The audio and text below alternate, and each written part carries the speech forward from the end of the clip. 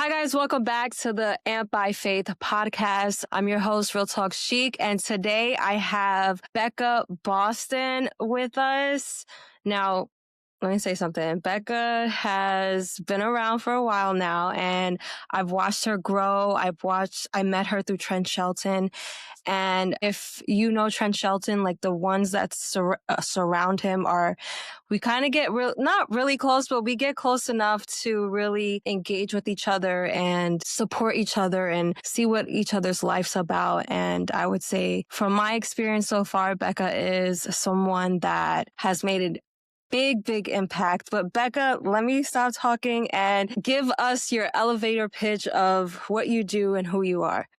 Well, first off, thank you for having me. I'm honored to be here and truly grateful for our connection. And you're right, the rehab community is definitely different and just truly grateful that our paths crossed. Yeah, my name is Becca Boston, not from Boston, I always say, with my last name being a city. But at the core of who I am, a big-hearted extrovert. I love connecting with other people, but also value my me time. Outside of that, I a two-time best-selling author, international speaker. I do have my community, Stay Strong, Stay You, helping individuals recognize that your strength is giving your pain a voice and receiving the help that is needed while staying true to who you are. And then I am also the program coordinator for NAMI Pierce County, which is the National Alliance on Mental Illness. So wear a lot of hats in this world, but grateful for all that I get to do. Now, what got you into going in that direction? Was it something personal? Was it something you went through with another person, or you just saw that this was something in your heart that you wanted to get involved with?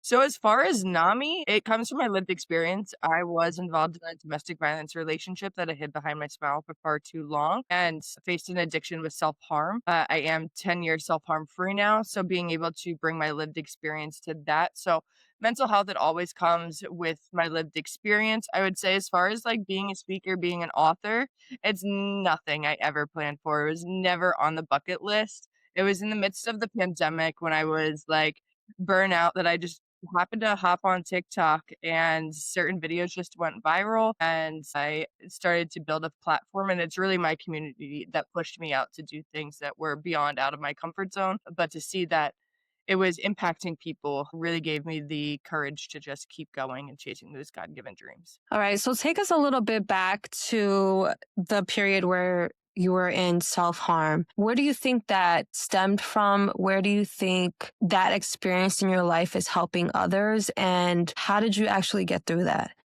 Yeah.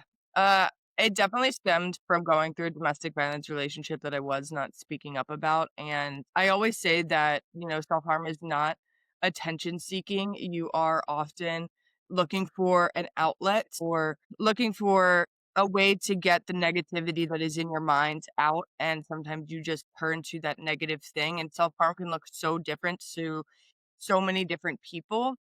So for me, it was really just trying to uh, get away from the negative emotions of not feeling enough, feeling unworthy, even just questioning and wondering why I was, going through this abuse. And it took a really long time for me to be able to speak up about it. It took me a lot of time to figure out where to go to get the right support.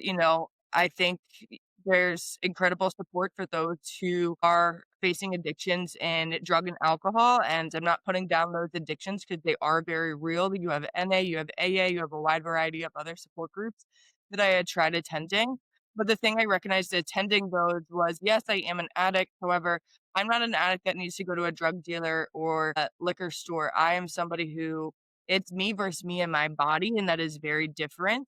And it took a long time to be able to really put together my own positive coping skills, what I call my self-care toolkit, which includes 5 things of the different senses and then an emergency on call list of people that I can call in a time of need. And, recovery, just like any recovery, it wasn't an overnight result, but throughout time, I did finally learn that the pain of having to tell somebody that I relapsed hurt more than the pain itself. So being able to give my pain a voice in that moment of, hey, I'm thinking about relapse was just really encouraging, inspiring for me to just continue to speak up in those moments, and that helps me get the 1 day, the 2 day, and stack those days and now being 10 years. self-harm. Okay. How long did you stay in your domestic violence relationship? Ooh, that's a good question. It started in high school, and I don't think I fully left the relationship until early on in college. So definitely a few years. There were some moments of us being on and off, but it felt like much longer than it should have been. Okay, so for the ones who haven't experienced that, for the ones who get into a relationship and maybe headed to where what you went through, what are the early signs? And if somebody sees these signs in their relationship, what would you do at that point, at the beginning point? That's such a good question. And I think it varies so much of what abuse can look like because you don't just have physical, you have emotional and so many different other types that are just not coming to my immediate mind. I would say, like, kind of looking back at a couple of my relationships, I would definitely say some of the sides could be like somebody asking you to fully change who you are, not wanting to live out your story. There was a time where somebody, didn't want me to talk about my past at all. I had to take a like, being very controlling or manipulative, and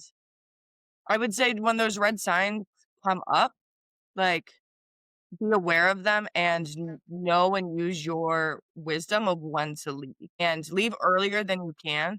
Also, do not ignore, your friends or your family's advice of, whether they think it's a good fit. There were definitely relationships later on that I had been in that I wish I had listened to my parents and my family sooner. So being able to get the kind of that outsider look into your relationship can be really, really important. Then obviously if there is physical abuse, definitely do what you can, report it. There is no, sign of weakness for speaking up and, getting justice where you can. And that is definitely something I wish I would have done was speak up sooner rather than later. So I could have taken that route of getting justice. So definitely speak up when you see those red signs. I like what you said. Besides the physical AV, emotional, mental, other abuse, I feel like it's a slow trickle into the relationship. So you don't really see it coming, but the people on the outside see it. Yeah. Like certain stuff that you communicate, and we kind of like try to dismiss our family or our friends when they start making subtle comments and stuff like that, like why would he do that or why would she do that.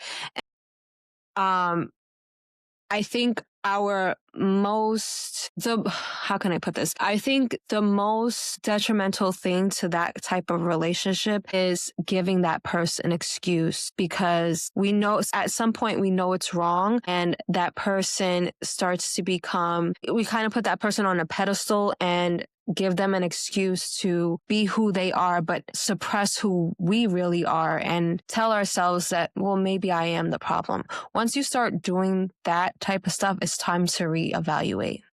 Absolutely. And yeah, I've been in some relationships where there was a lot of verbal and emotional and mental abuse. And now that when I look back at it, there was always signs, but I've always made excuses. Oh, he's just doing that, or he didn't mean it that way. But when it's consistent and the first time it happens and the second time it happens and third time it happens, you have to question, like, okay, am I just making excuses, or am I in a situation that is not serving me? Anybody that belittles who you are and either takes you away from your friends or family, isolates you, compares you to other individuals. These are all signs that I see that people have been in abusive relationships.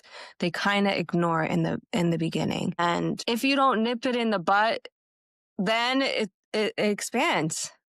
Like the person tests you. The person tests you how far they can go with you. And before you know it, you're in too deep. And I think that's the reason people stay for a long time. I mean, No, you're what is absolutely your right. And I think you brought up a good point too of like how we make those excuses for those people because maybe there's that small sense of hope, there's that small sense of, your own happiness. But at the end of the day, like you have to know how to say no for making space for yourself, even if that means stepping away. And I think it's also really important to like know who you are before getting into these relationships. And it's something that, has taken me years to recognize. I used to be somebody who always thought I kind of needed to be in a relationship or talking to somebody. And at the end of the day, like that season of my life, I also didn't know myself. Like I think I was just absolutely terrified to be alone. And I've now been single for the past almost 7 years, and now it's like, I can't imagine going into the dating world again. It's gonna be interesting, but, I think at the end of the day, like, knowing yourself, and I think in some way, in healthy relationships, it's about knowing how to meet your partner's hobbies and things that they like, but I think when we're getting into the, like, losing the songs that we like, losing the small things that bring us enjoyment, that could be a sign that, we're not in a healthy relationship because at the end of the day, 2 people should be both happy as individuals and coming together to elevate the relationship as well. So anything that is taking away from your happiness or taking away from your sense of self, in my eyes, isn't necessarily a healthy relationship. Right. Right. So you believe in God, Yeah. correct? Yep. Okay. Um, do you think God helped you through that situation? And if you do, what were the early signs that God was telling you, all right, I need you to do this. I need you to do this because I'm going to take you other places. Absolutely. So during the time of my domestic violence relationship, I definitely will say that I really lost, my relationship with God. Not that it was ever super, super strong. It has my journey with my faith and my relationship with God has always been a unique journey of just being dyslexic and like the Bible not being the easiest thing to read. But during that time, I truly believe that God put specific people in my life to continue to give me that sense of hope. So in the midst, in the deepest, darkest times of that relationship, I was a huge 76ers fan, and Kyle Korver was one of the players for the 76ers, and he was just somebody I really valued. I was also a really good three-point shooter, and he just had such a strong faith. He actually shopped at my mom's bookstore where it was a faith-based store, and I was introduced into like new music by him. Slow down, slow down. You skirt past that a little bit. You said your mom's bookstore was a faith-based store. So she worked at it. It wasn't technically Okay, hers, but she worked at a faith-based store. okay, okay. Go ahead. So, yeah. So Kyle Korver was always just kind of somebody who I highly looked up to. I mean, I was definitely that teen that was very fangirling. For example, my AOL account was Korver Girl.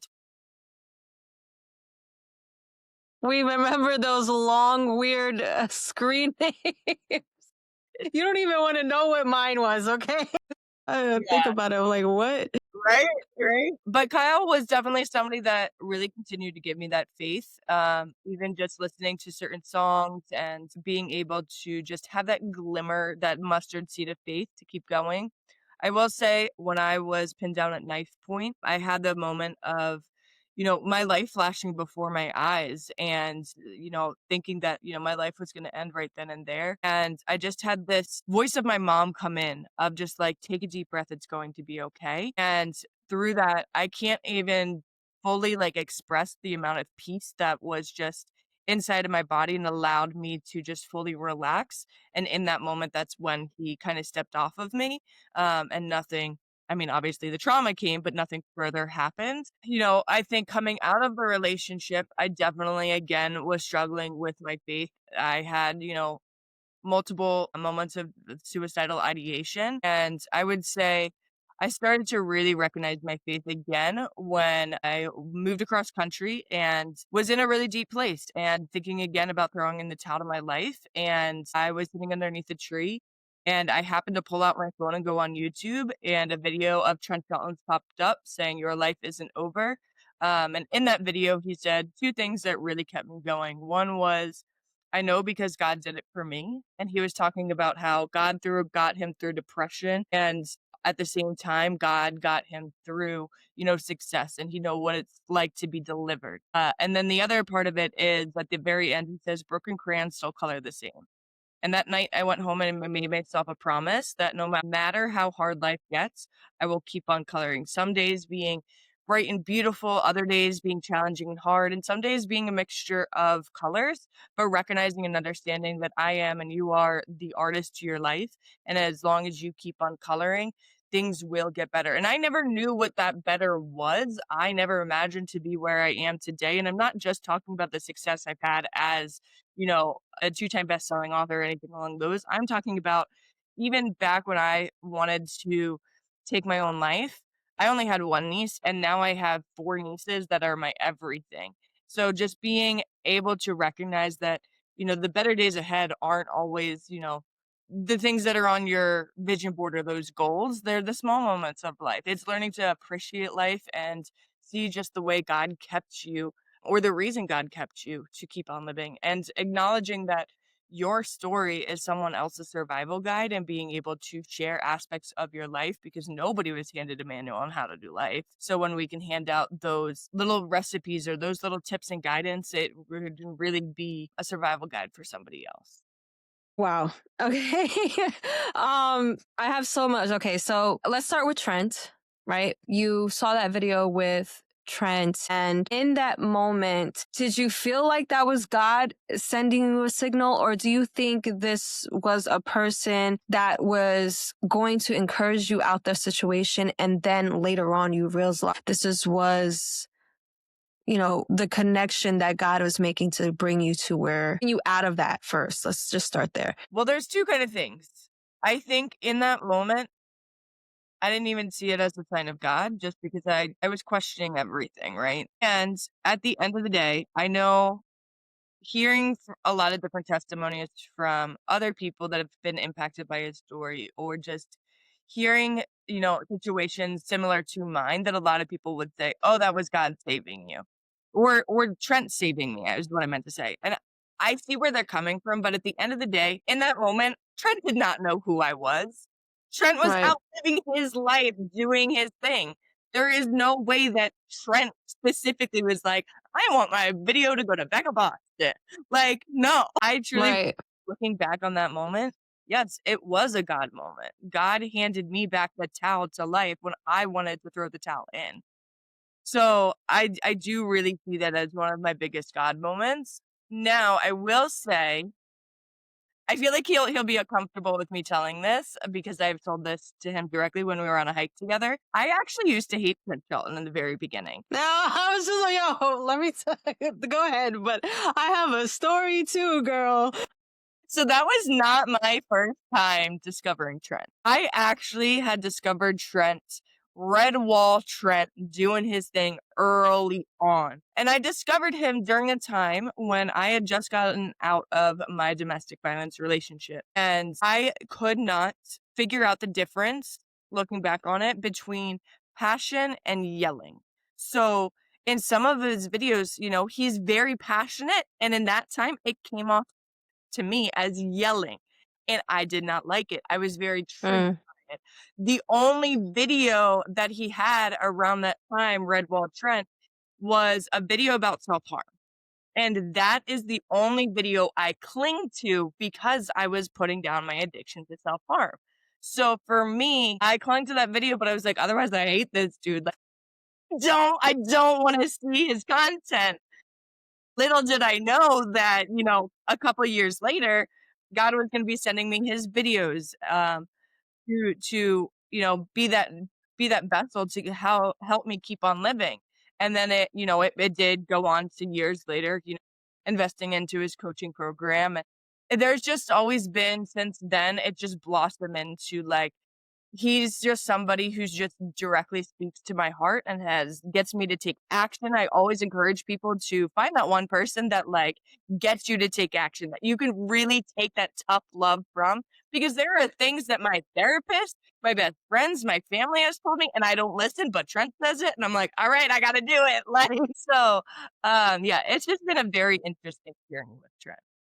but also shout out. Yes, shout out to him because I have a similar story to her. So when I first found Trent, it was in 2012, and I remember the video so vividly. He was sitting at a table, his hat was backwards, had like an orange background, and he was talking. I was like, yeah, I want to follow this guy because at that time came out of a bad relationship, and I think it was like one of my first relationships, and I didn't know how to handle it and stuff like that. So he was having these videos. I followed him for about 3 years. And then I got tired of him. I was like, yo, this, like, it was just like, I don't know what about it. And I unfollowed him. I was done with him for a couple, like, I'm gonna say, like, that had to be, yeah, so 2000, I didn't come back till 2019 and I saw his video again. And I followed him again. And then I was following him for 2 years. And then I had a viral video go viral. But this time I was like really active on his account and everything like that. And my video went viral. And from that video, he started following me. And I remember that I was like, yo, Ma, Trent Shelton followed me. Like, she was like, what? She was like, who is that? I was like, I've been following him for years. And he just followed me back. So then we did a coaching session and then the friendship flourished from there. But it made me realize that sometimes we use people when we need them, right? Like we take what we need from them at that moment, not realizing that there's a bigger message behind it, not realizing that God has placed this person in your life, not to only, yes, there is some people or there's a reason, a season or a lifetime. And just because an introduction happens at a certain time and you separate or something in between happens doesn't mean that there isn't a bigger purpose. It made me realize, like, from there, it made me realize when people come into your life, you can't put them in categories or like from the beginning because you have no idea what God is doing in the background. Absolutely. How was I supposed to know I was going to have a friendship with Trent Shelton? I didn't think that. Like, that was not even in the cards. How did I know I was going to meet you through him? And other things happened. But I think I told him this, or it could have been Marcus that I told him, like, yeah, I was following you and then I got tired of you and I was unfollowed you for a while. But it just goes to show you that God will put pieces in play. They may be little pieces, right? You may not notice. You don't notice. And this is what the movie Ants, when the grasshopper throws the grain at them and they're like, Yeah. oh, they're just little ants. It doesn't matter. He's like, did that hurt you? Did that hurt you? And he's like, no, it's just one thing. But then he lets the whole thing go and all of them fall on them, right? So the little pieces, you don't really see what's happening, but when it accumulates, then you're like, dang God, I had to go through this. I had to go through this. I had to take this step. I had to meet this person. I had to be put in this place. Maybe I had to revert back to certain steps or certain things and rewire them. But the bigger picture was already in your hands. When did you realize that God was working in your life? Ooh, that's a great question. I would say, so I think it was around 2017 in that moment when I wanted to throw in the towel and God handed it back to me with Trent. I would say I kept on coloring with kind of like no intention for another couple years. I was really just, yeah, trying to fit in with people that didn't really, you know, not that they, I don't know. I was just fitting in with people just to fit in, and we're still losing myself. I will say, Mm. I think this is when it really changed. January 1st, 2020, I woke up with an immense amount of regret for the decisions I made before, not just drinking, but wearing outfits that I wasn't happy in and being surrounded by people that I wasn't happy with. And I woke up January 1st being like, why January 1st, 2020, knowing looking back all that we lived through. But I was like, this is going to be my selfish year where I discover me, where I take back control of my trauma and I really put in the work into myself. And I started right off the gate with like getting back into personal development or getting into personal development. And I signed up for Trent's coaching program in the midst of 2020. And I would say that's probably when I really began to realize that, God had kept me there for a reason, being able to be even further out within when I had left my relationship and just being able to look at all the times that, God was there in the small moments and being able to just see the way he was beginning to slowly work. Now, I will say the other interesting part was I was still very uncomfortable with like talking to God. I didn't know how to pray or anything along those lines. What I did know how to do was talk to Trent in my head, talk to Trent out loud. And in that time, it wasn't necessarily me trying to put Trent on as God or the pedestal. Yes, I highly looked up to him and respected him. For me, it was a way to be able to start comfortably opening up to God. And it was just a simple name change, but then coming back to, okay, wait, this is my higher power. This is God, and getting more comfortable into that and being able to recognize that your faith journey is really a personalized and customized to who you are. And that is when I began to slowly see it. I will say it was another like God moment when, obviously I had that experience of having Trent's video save my life and I was making content and I put out a video of similar of like, "Your life isn't over," and somebody sent me a message saying, "Your video saved my life." That was definitely a full circle moment of being like, I'm here for the one person impact. I'm not here for the numbers. I'm not here for the external success that so many people often see. I'm here for the messages in my DMs. I'm here for the person that sees me, out on the street or whatever. Not that I'm famous and like a whole lot of people know me, but like those small interactions of, I have a tattoo on my forearm that says, "Your life isn't over." I know because God did it for me and it's in Trent's handwriting.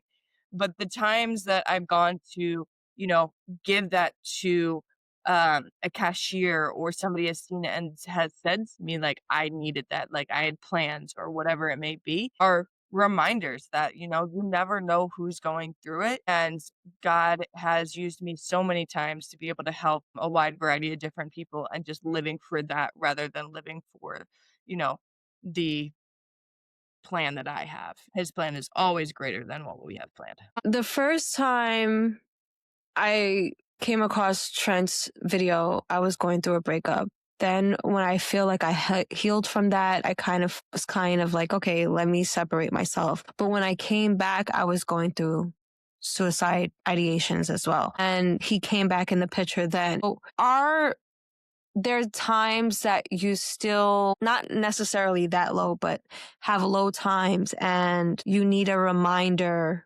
Or there is, yeah, like are there times that you ever feel low, still low at that point? And what do you do to get yourself out of that? What makes you keep going? Is there a routine that you do, or do you just pray about it? Like a lot of people struggle with that. And sometimes I struggle like that when I'm getting discouraged or I'm disappointed or I'm feeling low for a minute. And I'm like, okay, yeah, I got to pray. But sometimes prayer doesn't always just to pray. Oh, like somebody will tell me like, oh, go ahead and pray about it. And of course I'm praying it every day, but sometimes there has to be a little bit more effort in other things or on my part. Do you ever go through those time periods, and what do you do to get out of them? Yeah, I absolutely do. At the end of the day, still being human, I still have those experiences. I think there's a couple things in here. I think, being human, I do have those moments of just like, not too long ago, I was on a hike and I was like, oh, I could just, run and sprint off the mountain. I would have, like, if I had done that, I would have not made it. And recognizing like, oh, that's an ant. That is an automatic negative thought. And being able to recognize that sometimes we just have these intrusive automatic negative thoughts that just come, and it's not that you want to die. It's just for whatever reason these little ants are coming in to have these weird um thoughts or actions. And I think it's important to be aware of those while not taking action. Now, at the same time, there are definitely seasons that I go through where they're very heavy. And I would say, similar to you, is knowing to pray about it, but I think sometimes too, God wants to see your action within the hard times, and it's so hard to be able to sometimes figure out what that next step is or what that thing is. And I don't think that they always have to be these big, elaborate things. I know for me, like when I'm going through a season of depression, I can forget about the small things. Even not too long ago, like I completely got out of the rhythm of journaling. And you know, now in 2026, I've been journaling every single day. Even last night was up super late, but I was like, I can't go to bed before I journal, knowing that I would feel better. So I think being able to be aware of the very small things that can help, even like making your bed. But along with that, I will also never underestimate the power of, talking to someone, whether that's therapy, your best friend, whatever, to get those different perspectives. For me, sometimes it's honestly texting or calling 988 because you do not have to be in crisis to be able to, Mm-hmm. talk to these hotlines. So sometimes for me, it's very valuable to get, information or a different perspective from somebody who's not in my everyday life that can offer me a new perspective or help me figure out things that I can do to be able to, move on while always going back to prayer and acknowledging, and it takes time, I'm sure, like, like to be able to be like, okay, this is a really hard season, but God is using me in some way, shape, and form. I don't understand it now, but I'm going to look back and I know. And sometimes it's me just having to remind myself of that on a consistent basis to be able to know that I'm going to learn a lesson and kind of allow that to be my fuel to keep going forward because I just want to learn it. I just want to get through this hard season and know what is on the other side, and acknowledging that sometimes we go through a hard season and it's not for us, right? Sometimes we go through it and then some Joe Schmo on the street or our best friend or whoever it is says that they're going through this thing and then you're like, "Wait, I just went through that. And here's how I got through it." Or vice versa, you meet somebody that you didn't know that went through your situation. So having that hope that you will come across or you will meet that person to kind of give you that step within their manual of life as well. Yeah.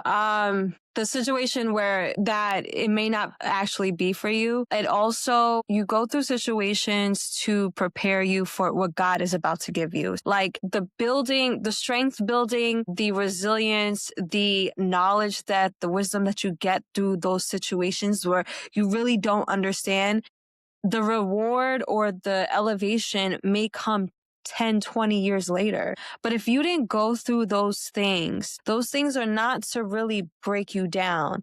And I was reading a verse. I can't remember the verse, but the saying the church says is God won't put more on you than you can bear. That's just a church saying because God puts a lot on you and sometimes you can't bear it, right? And he does that because he wants you to relinquish that control and say, God, I can't do it. I can't do it on my own. I need your help. He gives you that much so you can lean on him. You cannot do it yourself. So once you start to realize like, okay, I have to lean on a different source or the source that created me because I don't have full control. I don't have this strength and resilience and everything that I can just pull myself out of.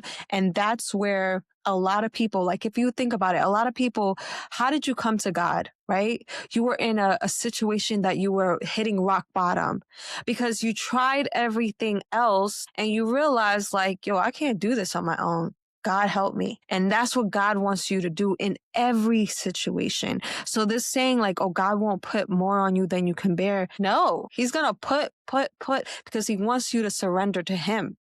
Amen, sister. Listen, I mean, like we have to like really watch our words, right? The power of the tongue is speaks life and death into you.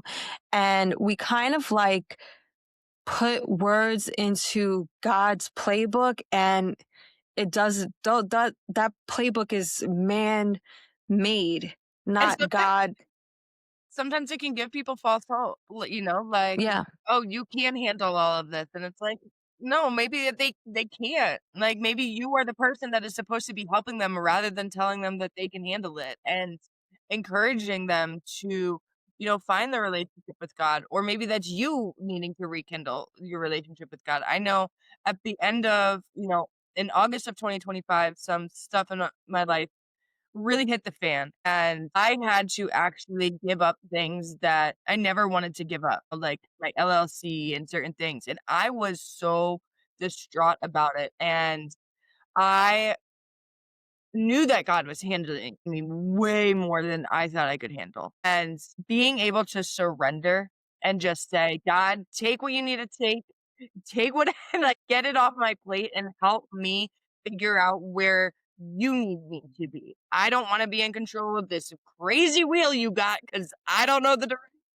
I don't know the speed limit. I literally am just sitting in a driver's seat in a car. Lord help me, take it all." And he, hopped in the driver's seat and he started driving and he set the pace. He was in control of the gas pedal and he really began to deliver in ways that I wasn't even fully thinking about. But being able to take that moment to be able to surrender and hand it over really allowed me to rekindle that relationship with him in even a stronger way. And now, yeah, I've been trying to think about like do I go back to these dreams and things that I've hoped and prayed for so long? And it's just like, I don't have the passion to go for it. It doesn't feel like it's there. And I've had to come at peace with that. I'm just like, I still don't know some of the plans, but I'm okay with that, and I've also just recognized, like, I am just stepping into a season where, I think God is calling me to be in kind of a pruning season, and I'm honestly, like, now really excited for it. Like, I know it can be so hard to be in the season of waiting or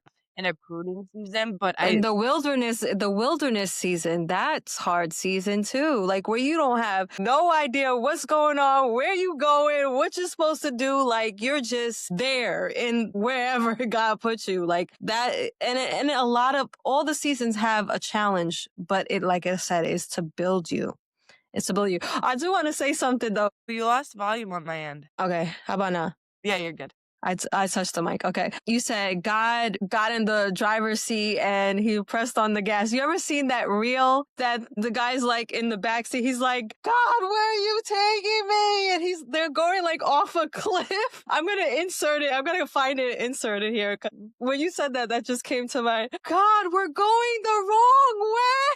And he's like in the back seat. And then you see his body like So accurate though. Like when we're going through those seasons, it really does feel like we're in that back seat, just like, oh my gosh, I don't know where I'm going. yeah. Always in control. Yes. But when it comes to depression, this is what my pastor Johnny Chang, he has said to me. He said, would you if you knew, if a robber was knocking at your door and you saw him outside, you looked out the window, you saw it was a robber, would you let him in? And everybody's like, no, why would we let a robber in our house? We know what he's going to do. So he said, when the devil's knocking at your mind, why do you let him in? So I'm like, He said, there's always your intrusive thoughts. That's the knock. So when you take that intrusive thought and start trying to analyze it or let it in and start flourishing it, giving it food and everything, this is basically the robber coming into your house to take, steal, kill, and destroy. So when you hear the devil knocking in your mind, don't let him in. Depression is disconnection, right? You have that disconnection. You kind of isolate yourself. There's the devil. Oh no, you got to stay away from people. You got to stay in your room. You don't do that. That's the isolation. But that means you already let him in. Yes, depression may be knocking at your door. Yes, you may have not spoke to anybody in a while, but don't stay there. Depression is disconnection. Connect with somebody so you can push them away from your door, if that makes sense.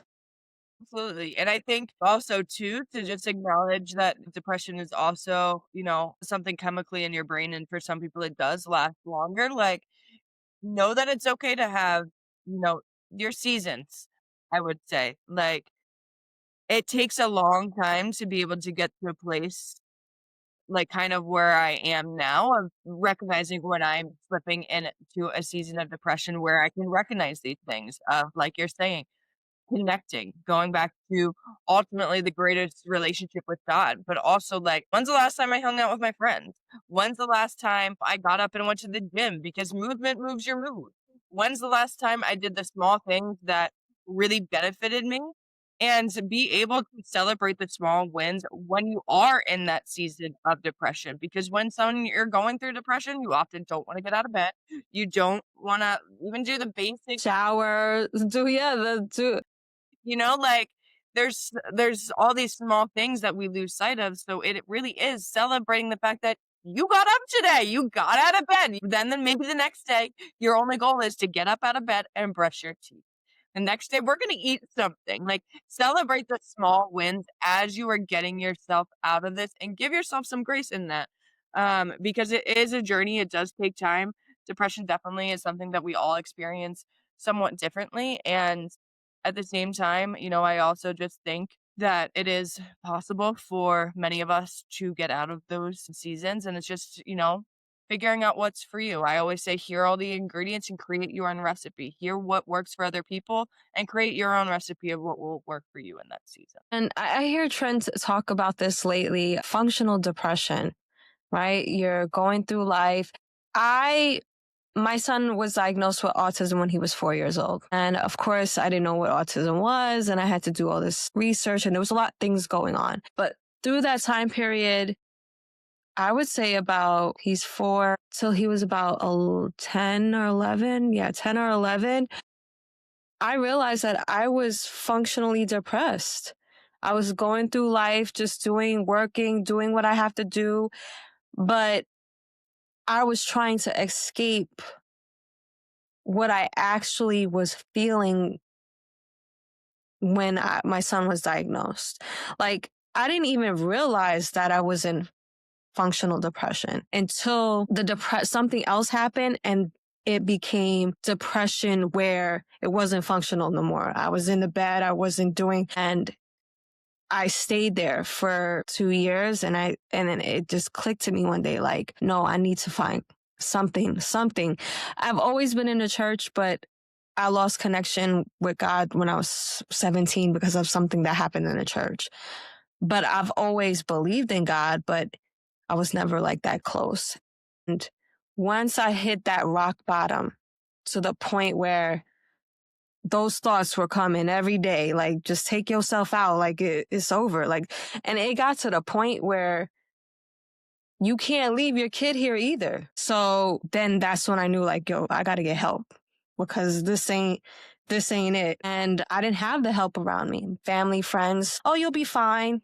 You're strong. Like, check on your strong friends. Yeah, they're strong for everybody else, but sometimes they can't be strong for themselves. Like, all my life, I've always been there for other people, but nobody has been there for me. And then when I get in a situation, nobody is there. I had to turn to God. I had to. And this is another thing. Like, a lot of Christians, church people say, God will take care of it. Medication is not needed. Like, that's the devil's work. But sometimes God's telling you, like, okay, there's a chemical imbalance. Something else is going on here. Mhm. Yes, pray to me. Yes, work in my favor, but I need you to do these steps first. So, So sometimes you do have to get on medication. I'm not somebody who's going to say, no, you don't need the medication, just pray. Because I've heard it. I've heard it and I've over and over experienced again. it. I always say I'm always for medication. And also know that it doesn't have to always be necessarily a forever thing. Now, there are some people who just have that chemical imbalance and they need to be on it long term, right? For Huh. when I first started my recovery, I got on medication, and the reason for that was I could not process or even begin my journey because my anxiety, my depression, my flashbacks were so bad that I needed the help of medication to be able to know how to start implementing positive coping skills. So I got on medication, was on it for several years, and then I felt the need to get off of it. I was like, I don't really want to be on this. I got to the point where I could really manage it in a healthy way. And then I moved to the Pacific Northwest. where it rains for like 6 months. And seasonal depression, I know not just in the Pacific Northwest, is very real for a lot of people. And I got back on, and I had a really negative experience where I was actually experiencing absence seizures. And Mm, I ended up going to the hospital because I was so freaked out that I was living my days and not even remember anything. And I actually remember Trent talking about how nature is medicine for the soul. And I was like, that's kind of a cool concept. Not really fully into nature like that, but that's cool. And I always had that kind of back in my mind. And as I was getting off of medication, because for a lot of mental health medication or medication in general, you have to kind of go down to get off of it, right? You can't just cut it yeah. turkey. So I was working hand in hand with my medical team to get off the medication. And I sat with my physician one day and I was like, there's this guy that I follow. His name's Trent. He always talks about how medicine or nature is medicine for the soul. Like, what are your thoughts on that? Like, could I like never go back on medication? Like, could I just be off of it for good? And she straight up right there pulled up all this like factual information about how nature really is medicine for the soul and how it has so many positive benefits. And excuse me, within that, I started just going on trail walks and so grateful that the Pacific Northwest has a lot of that beauty. But yeah, I have not been on medication for about 7 years now, I want to say. So I always say it is possible. And it's always one of those things where I have no shame if I had to go back on it. Like Yeah. sometimes you just have to go through those different seasons. And sometimes there are those different chemical imbalances within your mind. But yeah, no shame at all on medication. Yeah. When I went on it, I was on it for a year, and then realized like, okay, I'm better now, and I can go out in nature, I can exercise, and I can maintain my happiness, and I'm joyful now. But while I was taking it, there was always this, well, you're on medication, you're crazy. Well, like those types of conversations or comments or anything like that can possibly keep somebody on it longer, because here they are trying to make themselves better, and they're having that same rhetoric that brought them to that place still pushing them, right? So I just want people to understand that your situation is unique from everybody's. You have to, the more you know yourself, the more you dive into like, okay, what's causing this? What am I missing? What direction do I want to go in? What do you think that will pull you out of this, or what brings you joy in some moments? That is your bubble, your circle, whatever you want to call it. And it's nobody's business until you realize like, I am a better person. I made it through this. If you want to share your testimony, go ahead and share it. But nobody can tell you your feelings are not valid, but your feelings are not always facts. So you're feeling in the moment. Don't put a period where God put a comma. Absolutely. So just anybody going through a situation or on medication, it doesn't matter if you're not or if you are. That's your personal relationship with you and God. Until you have that full sense of self, it's nobody's business. Yeah. That's how I feel. Yeah, totally. And a lot of it too is the stigma talking, We as a society in conversations like this need to continue to happen so that we break that stigma so people can understand that your journey is customized to who you are. It is customized to your unique fingerprint because each and every single one of us don't have the same fingerprint. We're not going to have the same recovery. It can be similar, but it's not going to be the exact same. But I also wanted to take a moment to go back to what you were talking about functional depression, because that is still very, very real and so many people. And like you said, if anybody's listening and hasn't heard Trent talk about it, just Google Trent Shelton functional depression. A bunch of stuff will come up. But it is so real and something that I feel like so many of us can relate to in some way, shape, or form. And I was just reflecting on how, like, for me, it's those moments where I am smiling and people would not necessarily know that I'm going through so much behind the scenes. And my biggest sign for me when I'm beginning to experience functional depression is when I start using the word fine. Now, part of my journey is that when Wait, you start using the word what? Fine. say Yes. I'm fine, part of my journey is that I moved out of my parents' house when I was like 2021, and moved into my best friend's house to focus on my recovery. And her mom was very intentional about the way we spoke and used words. We had specific rules. One of those rules was we were not allowed to use the word fine because in her world, it stood for effed up, insecure, neurotic, and emotional. So we had to give our pain a voice. So since living there, had really taken the word fine out of my vocabulary. So now these days, I really begin to recognize that sometimes I'm smiling and living through my life and using these blanket statements of I'm fine or just saying I'm okay and not going into any more detail. And I feel like it's really, really, really important to have those people in your life that can pick up on the small, little, subtle changes of how you're communicating or how you're doing. And sometimes it's just a switch of how you ask people how they're doing of shout out to Marcus for this statement, but he always says, "How's your heart doing?" Like instead of Mm. how are you? How's your heart? How's your mental? How's your internal? And that has really gotten me to really switch up. But also don't be afraid to then find those people that can help you through that or that you can be honest with because I will never forget it wasn't too long ago where I actually had a season where I was really going through it and I wasn't really telling anybody. And I eventually gave my pain of voice to Marcus and what I was going through. And he actually told me like, I wish you would have told me sooner because it would have just been a hop on a call and I speak life into you. We get this, we nip this in the butt and we move on and we wouldn't be where we are today. But at the same time, I had to learn that as a lesson and we just continued to move forward. But then he helped me, and I think this is something that I've also begun to like implement in my life is during that season, I feel like the sense of loneliness really set in for me. And I feel like that's something that can happen within functional depression is you feel like you are completely alone, even if you are in, rooms full of people, even if you're surrounded by amazing people, you really feel that sense of loneliness. And this is just one very, very subtle thing that helped me in so many ways. I would text Marcus an emoji every morning and every night to let him know I'm up and to let him know I was going to bed. And he didn't necessarily always have to respond or like the emoji or anything.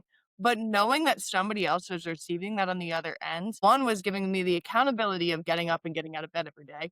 And number two, just gave me a sense of there's somebody there that knows, I'm up, that knows I'm going to bed. Just in those small moments that we don't often sometimes think about but I think, like you were saying at the same time, it's just important to be able to really check in on those people who do have the brightest smiles, that do have a lot of resilience, because again, you never know what is happening behind somebody's smile. The aloneness, I feel like this day and age, it's very prominent. And sometimes I have people around me that I can talk to. I have people around me that I can communicate with. But at the same time, there are times I still feel alone because I feel like I don't want to burden somebody with my own problems knowing that they have their own. There's certain things that you don't want to speak about, but they are bothering you. And I don't know what I can't, I think it's hard for me to explain because I don't know what the reason why you don't want to talk about them. Or you can be next to somebody and talk to them every day, but still feel alone. That sense of what you're talking about, yeah, that sense of like I don't want to talk about it. I felt that so many times, and you're right. It is really sometimes so hard to put a pinpoint on like why I don't want to talk about it, and it's like I don't even want to talk about it to myself. Like I don't know. I think that's part of it is sometimes it's just the self denial of like not yet willing to face it in the face because we face things, not run away from them. Yeah, there are just those moments where you're like, I don't want to talk about this with anyone or even myself. Yeah, I don't know where that I don't know where it stems from. I don't. It's usually some sort of embarrassment, some sort of self denial, some sort of negative thing that is causing me not to want to talk about it with people that are maybe close to me. And I think sometimes in those moments, being able to talk to somebody who is one, a trained mental health professional, but two, somebody who's not in my everyday life, somebody who I may never talk to ever again, just kind of gives me that peace of being able to be like, all right, you're gonna get this side of me, and then you're never gonna know anything else about me, and being able to move on from that. And I think sometimes it's not even just having to talk about, sometimes it's just needing to journal about it and just getting it out of my system to be like, okay, it's out. I can revisit at a later date, but right now I don't want to talk to somebody about it or even look at it, but at least it's out of my system. Yeah, that just brought me to a post I saw years ago where it was this woman, she was sitting in the bed and she just started screaming to the top of her voice. She was just like flailing her arms and she was just so upset or mad or anything like that. But after she did it, she felt so much better. Now people were criticizing her, oh, you set up the camera to do that, to do it on film.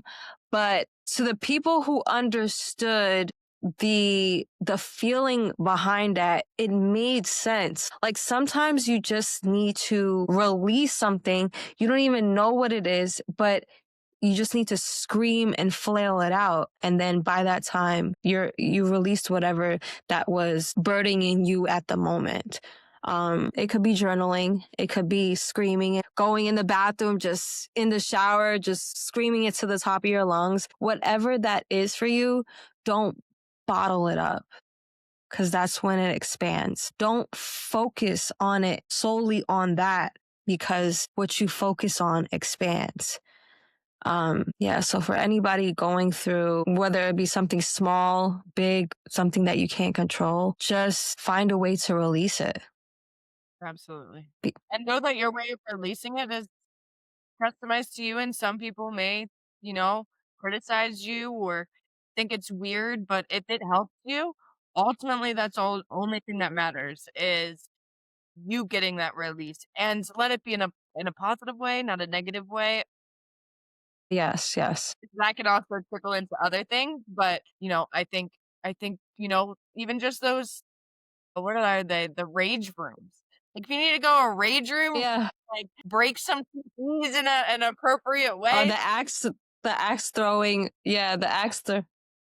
Yeah. So, any last words for anybody out there? Anything on your heart that you want to share? Man, I would just say know who you are. Like God created you with a purpose. I think so often, and again, this is something Trent shared with me, but you are purpose. I think so often we're looking for what our purpose is, and you are purpose. It's the placement within this world that you may be looking to discover, and acknowledge that that can change. There were seasons where my placement was to be a photographer or to be the bakery opener at Panera. And I think so often we can have different placements and different seasons of where God needs us to be, but understanding that you are purpose, you are here for a purpose, you were born with a purpose, and there is more purpose to your life that is to come.